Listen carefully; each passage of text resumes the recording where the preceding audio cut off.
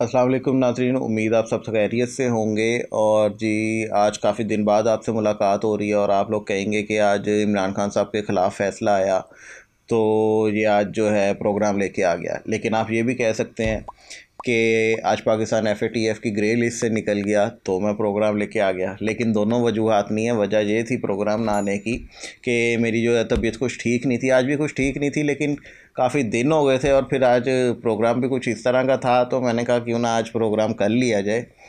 तो बात यह है जी, आज के प्रोग्राम में दो टॉपिक हैं। पहला है इमरान खान साहब की नाअहली जो आज इलेक्शन कमीशन ने की, और दूसरी है कि पाकिस्तान का नाम ग्रे लिस्ट से निकल गया FATF में।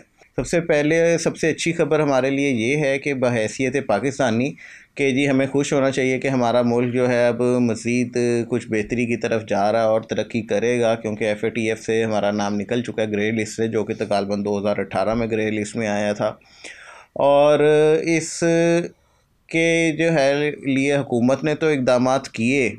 FATF की जो रिक्वायरमेंट्स थी उन्होंने जो लिस्ट दी थी उसमें हुकूमत ने तो काम किया, लेकिन इसमें हमारी जो पाक फ़ौज है, पाकिस्तान की आर्मी चीफ़, हमारे DGI SPR जो इस वक्त मौजूदा हैं, जो साबका हैं, इन सब लोगों ने ना बड़ी अनथक मेहनत की, बहुत सारी चीज़ें की, बहुत सारे इक़दामात ऐसे किए कि उसमें हम इनकी काविशों को, मैं तो ये कहूँगा कि 60 से 70% इन लोगों ने बड़ी हेल्प की कि हमारा नाम जो है इस लिस्ट से निकले। और देखा जाए तो ये वही पाकिस्तान की आर्मी है जिसे आजकल इमरान खान साहब ने काफ़ी जो है अपने निशाने पे रखा हुआ है। ये वही पाकिस्तान की आर्मी है जी जिसे इमरान खान साहब ने अपने निशाने पे रखा हुआ है, जिसने इमरान खान साहब के बकौल इमरान खान साहब के साथ ज़्यादती की। लेकिन ये भूलना नहीं चाहिए कि 2018 में इमरान खान साहब की हुकूमत नहीं आ सकती थी, ये इसी आर्मी के वजह से इमरान खान साहब जो है बरसरे इक़्तिदार आए।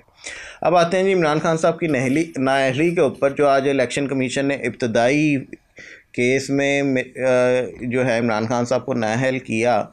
तो इस नाअहली के लिए मैं पहले भी कई प्रोग्राम्स कर चुका हूँ और जो है उसमें मैं कह चुका हूँ कि इमरान खान साहब को किसी न किसी तरह से हुकूमत की कोशिश है, ये PDM की कोशिश है कि 2023 के जो इलेक्शन हैं, जनरल इलेक्शन हैं, उसमें इमरान खान साहब जो है वो शामिल ना हों, उनको उस इलेक्शन में नाअहल किया जाए ताकि अगली हुकूमत में इमरान खान साहब दोबारा बरसर इक़्तिदार ना आ सकें। और जहाँ तक रही बात अभी जो इलेक्शन हुए या उससे पहले जो ज़िमनी इलेक्शन हुए, उसमें बड़ा PTI वाले खुश थे कि ना, और जो PTI के कारकुन थे वो बहुत ज़्यादा खुश थे कि जी PTI ने क्लीन स्वीप किया। अब भी जो है इमरान खान साहब ने 6 सीटें ली 8 में से, और वो बहुत खुश थे कि जी जो है इमरान खान साहब ने फिर एक दफ़ा से क्लीन स्वीप कर दिया। तो मैं अपनी पहले भी इलेक्शंस के ऊपर जितनी मैंने वीडियोस बनाई हैं उसमें मैंने ये कहा कि ये एक लॉलीपॉप था जो दिया जा रहा था PTI को कि लो जी आपकी तो पब्लिक बहुत ज़्यादा सपोर्ट है आपके साथ, और जो है आप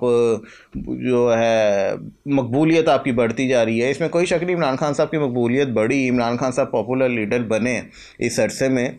लेकिन बहुत से बयानात और जो PTI के इक़दामात थे उससे मकबूलियत पे फ़र्क भी पड़ा। और रही बात वही है कि जी मकबूलियत जो है आपको कानून से आगे नहीं लेके जाती, और ये वही इलेक्शन कमीशन है और वही इलेक्शन कमिश्नर हैं जिन्होंने फ़ैसला दिया इमरान खान साहब के ख़िलाफ़। जो इमरान खान साहब ने जो है इलेक्शन जीतते रहे तो उसमें कोशिश की गई कि जो है इमरान खान साहब इलेक्शन कमीशन के ख़िलाफ़ ना बोलें और दूसरी चीज़ ये है कि अभी जो इलेक्शन इमरान खान साहब 6 सीटें जीते और अगले दिन उन्होंने एक न्यूज़ कॉन्फ्रेंस की, प्रेस के साथ जो है प्रेस टॉक की।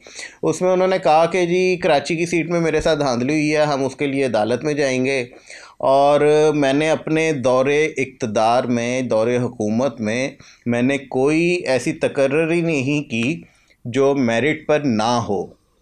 यानी कि वो उस वक्त वजूहात बता रहे थे कि वो क्यों लॉन्ग मार्च कर रहे हैं या जो भी आगे फर्दर उनका प्रोसेस है। लेकिन उन्होंने जो एक ज़िक्र किया ना, एक बात की कि मेरे दौरे इक़्तिदार में कोई ऐसी तकर्री मैंने नहीं की जो मेरिट पे ना हो। तो भाईजान आपने ही ये जो है इलेक्शन कमिश्नर को तैनात किया, तो ये इलेक्शन कमिश्नर आपके तैनात किए हुए हैं। वो अलग बात है कि जब इनको आपने लगाया था तो आप इनकी तारीफ़ के पुल बांध रहे थे, और जब आपकी हुकूमत चली गई तो आपने कहा कि ये तो मेरे ऊपर दबाव बहुत ज़्यादा था, ये नून लीग का इलेक्शन कमिश्नर है, आर्मी के कहने के ऊपर, इस्टेब्लिशमेंट के कहने के ऊपर मैंने लगाया। तो वो लेम एक्सक्यूज़ हो जाएंगे।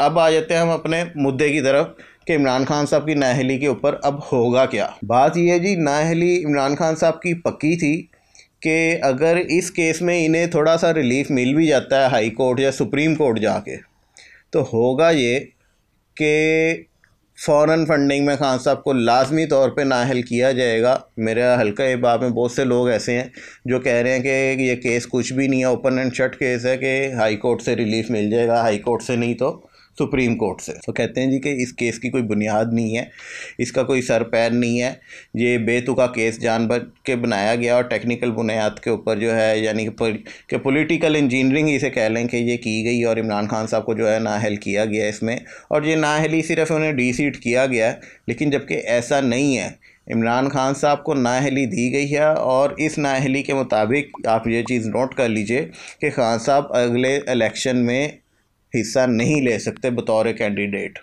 और ना ही अब ये पाकिस्तान की तहरीक इंसाफ के चेयरमैन रहेंगे, क्योंकि ये सादिक और अमीन नहीं रहे इलेक्शन कमीशन के मुताबिक। रही बात, लोग और तज्ज़िया निगार ये भी बातें कर रहे हैं कि इलेक्शन कमीशन का ये दायरा इख्तियार नहीं है। तो भाईजान बात यह है कि इलेक्शन कमिश्नर का क्या दायरा इख्तियार है, उसका ये बिल्कुल दायरा इख्तियार है। अगर ऐसा ना होता तो जो उन्होंने फैसल वाडा साहब की नाअहली की, क्या वो केस सुप्रीम कोर्ट में इतनी देर लटकता या शुरू होता समाअत के लिए? सुप्रीम कोर्ट तो पहले दिन, जब सुप्रीम कोर्ट से पहले हाई कोर्ट में गया इस्लामाबाद, तो इस्लामाबाद हाई कोर्ट जो है वो फौरी तौर पे केस को खारिज करती, जाके जो इसका फ़ैसला था इलेक्शन कमीशन का फैसल वाडा के ख़िलाफ़, वो ख़त्म करती उनकी नाअहली और उन्हें बहाल कर देती। तो ऐसा बिल्कुल नहीं है। कई आज मीडिया चैनल्स के ऊपर जो है जी बात होती रही कि मुल्क के हालात बहुत ज़्यादा ख़राब हो गए हैं, बहुत ज़्यादा इंतशार फैला जा रहा है, बाहर सड़कों पे क्या कुछ हो गया। तो बात ये सीधी सी बात है कि कई जगहों पे मैंने भी देखा 40, 50, 100 या बहुत ज़्यादा किसी बड़े रोड के ऊपर बहुत बड़ा जत्था इकट्ठा हो गया हो, तो वो 200 लोगों से ज़्यादा का नहीं था। दूसरी चीज़, अगर आज पीटीआई इसकी एक जो है नाअहली को मान नहीं रही, तो इमरान खान साहब पहले माजी में खुद इकरार करते रहे हैं कि ये 62-63 के तहत जो नाअहली है और ये जो कानून है ये बिल्कुल ठीक है। नून लीग पागल नहीं थी जो इतने अरसे से चीख रही थी। आज कह लें कि पीटीआई की दुम के ऊपर पाँव आया तो पीटीआई कह रही है कि इसे जो कानून को है ख़त्म किया जाए।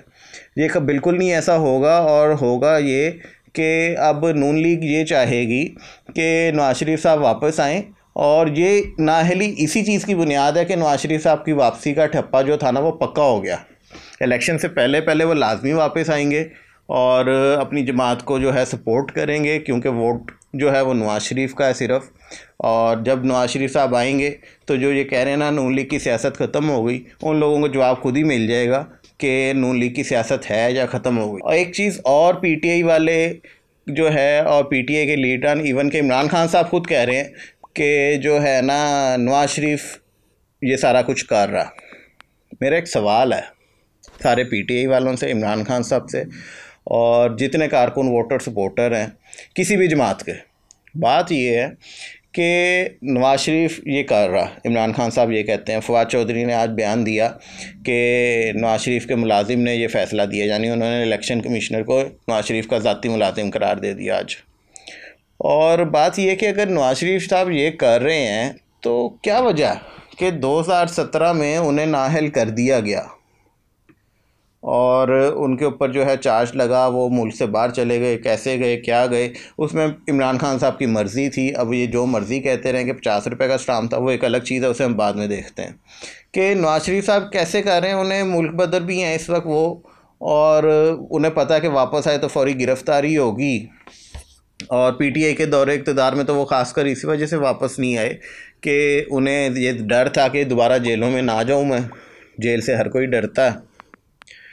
और फिर सवाल ये है, नवाज शरीफ फ़ौज से, अदलिया से, हमारी एजेंसी से, इन सब से ऊपर कैसे है? वो तो आपके मुताबिक एक सज़ा याफ्ता मुजरिम है जो पीटीआई कहती है या पीटीआई के कारकुन कहते हैं। तो भाई ऐसी क्या गिद्दड़ सिंगी है, ऐसा क्या जादू है, या क्या ऐसी अथॉरिटी नवाज शरीफ के पास है कि नवाज शरीफ ये फ़ैसले कर रहा? अदालतें अगर नून लीग के हक़ में फ़ैसला देती हैं, आसिफ ज़रदारी साहब के हक़ में, उनकी पार्टी के हक़ में या किसी कारकुन के हक़ में फ़ैसला देती है, तो ये एनआरओ हो गया आपके बकौल। तो इन सब के पीछे नवाज शरीफ कैसे है, यानी कि उसकी क्या ऐसी पावर है कि क्यों कोई जज, क्यों कोई आर्मी चीफ, क्यों कोई एजेंसी, क्या वजह है जो उससे डरेंगे? तो ये सवाल है, अगर किसी के पास इसका जवाब हो तो मुझे लाजमी जवाब दे, चाहे कमेंट सेक्शन में दे, चाहे आप लोगों के पास मेरा नंबर होगा, ऑफिशियल नंबर होगा, उसके ऊपर मुझे इस सवाल का जवाब चाहिए। मैं अगले प्रोग्राम में अगर मुझे कोई ऑथेंटिक और वैलिड जवाब मिलता है तो मैं यकीनी तौर पे जो है अपने इस सवाल की जो है तरदीद करूँगा और मानूंगा कि जी हाँ, मेरा ये सवाल गलत था। नवाज शरीफ के पास ऐसी कौन सी पावर है कि वो सारा कुछ कंट्रोल कर रहा है जी? ठीक है जी। अब आ जाती है बात कि इमरान खान साहब के बगैर पीटीआई कुछ भी नहीं है जमात। पीटीआई के अंदर पहले ही जो है काफ़ी ज़्यादा दरारें पड़ चुकी हुई हैं, और अब होगा ये कि अगर इन्हें रिलीफ मिलता भी है तो फॉरेन फंडिंग में खान साहब नहीं बचेंगे, ये बात गारंटीड है। पीटीआई कहती है कि इलेक्शन कमीशन इस वजह से भी अहल नहीं है कि 120 दिन के अंदर अगर कोई कार्रवाई हुई तो 120 दिन के अंदर उसके ऊपर फौजदारी कार्रवाई होनी चाहिए थी, जो कानूनी तौर पे है। तो अब इस केस का कोई जवाज़ ही नहीं बनता। जवाब इस वजह से बनता है कि उस वक्त आपकी गवर्नमेंट थी 2021 में, और जब ये हुआ सारा कुछ आपने तोहफे बेचे। और दूसरी चीज़ के अब जब नए स्पीकर आए, जाहिर बात है स्पीकर को वो बदउनवानी सामने आई तो जा कर के उन्होंने रेफरेंस भेजा इलेक्शन कमीशन में, तो ज़ाहिर बात है उसकी सुनवाई तभी होनी थी। तो जी जो ये कानूनदान बैठे हुए हैं, ये ज़ाहिर सी बात है ज़्यादा समझदार है, मेरे से ज़्यादा पढ़े लिखे हैं। मैं कोई ऐसा बंदा नहीं हूँ कि मैं कानून को बहुत ज़्यादा जानता हूँ, या सियासत को, या पॉलिटिक्स को, इवन मैं सहाफ़त को नहीं बहुत ज़्यादा जानता। मैं तो बस ऐसे ही बैठ जाता हूँ। लोगों को इतराज़ है इस चीज़ के ऊपर कि ये बैठता क्यों है। बात यह है कि मुझे जो लगता है कि मैं जो बात कर रहा हूँ ना वो ऑथेंटिक है, और किसी हद तक, बहुत हद तक बल्कि सच के करीब तर होती है। तो मैंने पहले भी कहा कि मैं पीटीआई में शमूलियत करूंगा अगर कोई मेरी बातें ख़िलाफ़ करे, ये जो है गलत साबित करेगा। तो बात ये है कि पीटीआई के ऊपर जो है शिकंजा तंग हो रहा है, और अब पीटीआई बैकडोर राब्ता करेगी भी या कर भी रही है, तो उसे सक्सेस इस वजह से नहीं मिल रही कि खान साहब अपनी इदारों के, अपनी इस्टेब्लिशमेंट के ख़िलाफ़ बोलने से बाज नहीं आ रहे। और एक तरफ आप उनके ख़िलाफ़ बात करते हैं, दूसरी तरफ आप चाहते हैं कि उनको जो है वो आपका साथ दें। तो मेरा ख्याल है कि खान साहब जो है ना अब मुश्किलात में घिर चुके हैं, और कई लोग कह रहे हैं कि पीटीआई जो है ना बंद गली में नहीं गई। इस फैसले का मतलब ये नहीं है कि पीटीआई बंद गली में नहीं गई, लेकिन मैं ये कहूँगा कि पीटीआई बंद गली में नहीं गई, लेकिन पीटीआई को बंद गली में धकेल दिया गया। आप देखिएगा कि अगर इस केस में इमरान खान साहब को रिलीफ मिल भी जाता है तो फॉरेन फंडिंग में बिल्कुल रिलीफ नहीं मिलेगा, और फॉरेन फंडिंग का फ़ैसला आएगा भी मेरे मुताबिक अगले साल 2023 में इलेक्शन से कुछ अर्सा पहले, ताकि जिस वक्त कागजात नामजदगी जमा होने होंगे खान साहब को नाअहल कर दिया जाएगा, और फौरी तौर पे जो है पीटीआई के पास इतना वो होगा नहीं टाइम के जी, वो अदालतों के चक्कर नाअहली के लिए भी लगाती फिरेगी कि इसे ख़त्म की जाए और उतनी देर में जनरल इलेक्शंस हो जाएं, उसके बाद जो मर्ज़ी हो खान साहब नाअहल रहें या ना रहें। बाकी इस केस में नाअहली हो चुकी है। इमरान खान साहब जितनी सीटों से इलेक्शन जीते हैं अभी 6 की 6 से जो है इमरान खान साहब नाअहल हो चुके हैं। जो उनकी एमएनए की सीट थी वो उससे भी डी सीट हो चुके हैं, क्योंकि उसकी वजह ये है कि जब नाअहल हो गया एक बंदा, सादिक और अमीन नहीं रहा, तो वो किसी भी शोबे में, किसी भी चीज़ में जो है ना नाअहल वो अमीन नहीं रहा, तो उसकी कोई भी जो पोजीशन है, जो भी उसके पास सीट है, वो नहीं रही उसके पास। ये एक छोटा सा प्रोग्राम था जी, इजाज़त दीजिए, अल्लाह हाफिज़।